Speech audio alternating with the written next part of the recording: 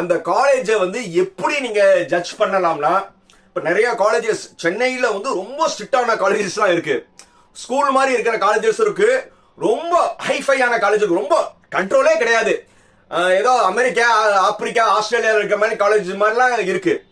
So நீங்க அந்த காலேஜுக்கு உள்ள நுழையும் போது முதல்ல வந்து அட்மிஷன் கிட்ட போய் டீட்டெயில் கேட்காம அங்கே கேண்டீனுக்கு போங்க.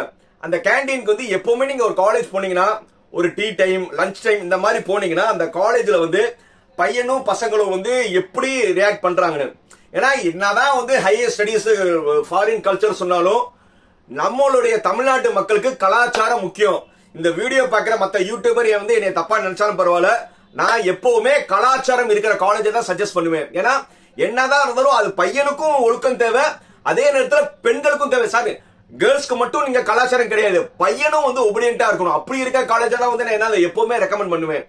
அந்த மாதிரி நீங்க அந்த ஒரு காலேஜை நீங்க விசிட் பண்ணீங்கன்னா அந்த காலேஜ்ல கரெக்டா வந்து அந்த லஞ்ச் டைத்துல வந்து நீங்க அந்த கேண்டீன் அட்மாஸ்பியர்ல நீங்க போனீங்கன்னா அந்த கேண்டீன்லயே வந்து பையங்க பொண்ணு தனித்தனியா இருக்காங்களா, இல்ல பையன் பொண்ணு ஊட்டி விட்டுட்டு இருக்காங்களா, இல்ல தோல் மேல இப்படி இருக்காங்க, அது எல்லாமே உங்களுக்கு கண்கூடா தெரியும். சோ அதை வச்சு நீங்க ஜட்ஜ் பண்ணிடலாம். என்னதான் அந்த காலேஜ் வந்து படிப்புல நம்ப இருந்தாலும் கலாச்சாரம் முக்கியம்ல. கடைசியில கலாச்சாரம் இல்லைன்னா பையன் பொண்ணுக்கு ஏதாவது தப்பு தண்டை ஆகி போச்சுன்னா அதுக்கு காரணம் என்னது? பேரண்ட்ஸ்க்கு தான் அந்த இது இருக்கும். காலேஜ் வந்து ஈஸியா தப்பிச்சு விட்டு போயிருவாங்க. நீங்க எப்பவுமே ஒரு காலேஜை நீங்க ஜட்ஜ் பண்ணீங்கன்னா நம்மளுடைய கலாச்சாரம், பையன் பொண்ணு சேர்ந்து இருக்கிற தப்பே கிடையாது. அந்த லிமிடேஷன், ரெண்டு பேரும் சேர்ந்து நடந்து போறாங்களா, பேசிட்டு போறாங்களா, தப்பே கிடையாது.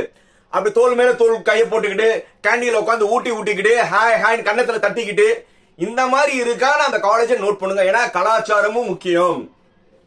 இந்த பார்த்த பிறகு ஓரளவு வந்து அந்த கலாச்சாரம் வந்து அந்த காலேஜ் வந்து உங்களுக்கு ஒரு பிடிச்சிருந்துச்சுன்னா ஆட்டோமேட்டிக்கா வந்து அங்க இருக்கிற பையன் பொண்ணு கிட்ட தனியா பேசுங்க.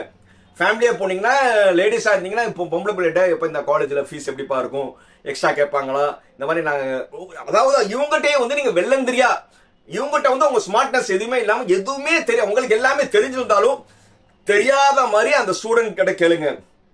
அதே மாதிரி அங்க படிச்சுட்டு இருக்க பசங்க கிட்ட கேளுங்க. கேட்கறது என்னென்ன கேட்கணும்னா, பிளேஸ்மெண்ட் வந்து எப்படி கொடுப்பாங்க, எல்லாத்துக்கும் நல்ல பேக்கேஜ் கொடுப்பாங்க, எந்தெந்த மாதிரி கம்பெனிகள் வருது, காலேஜ் வந்து உங்க பிளேஸ்மெண்ட் ட்ரைனிங்க்கு எந்தெந்த மாதிரி சப்போர்ட் பண்றாங்க, இந்த மாதிரி எல்லா டீடைலும் நீங்க என்ன செய்யணும், அங்கே ஸ்டூடெண்ட்டை கேட்டீங்கன்னா எந்த ஒரு ஸ்டூடெண்ட் வந்து கரெக்டா சொல்லிடுவோம். பொய்ய சொல்ல இல்ல சார், போன வருஷம் வரை நல்ல பேக்கேஜ் வந்து இந்த வருஷம் அந்த அளவுக்கு இல்ல, எத்தனை அது கேட்கும்போது எத்தனை பேருக்கு பிளேஸ்மெண்ட் கொடுத்தாங்க, எந்தெந்த டிபார்ட்மெண்ட் கொடுத்தாங்க, இது எல்லாமே நீங்க ஸ்டூடெண்ட்டை கேட்டீங்கன்னா அவங்க ஃபுல் அண்ட் ஃபுல் அக்கா வச்சிருவாங்க.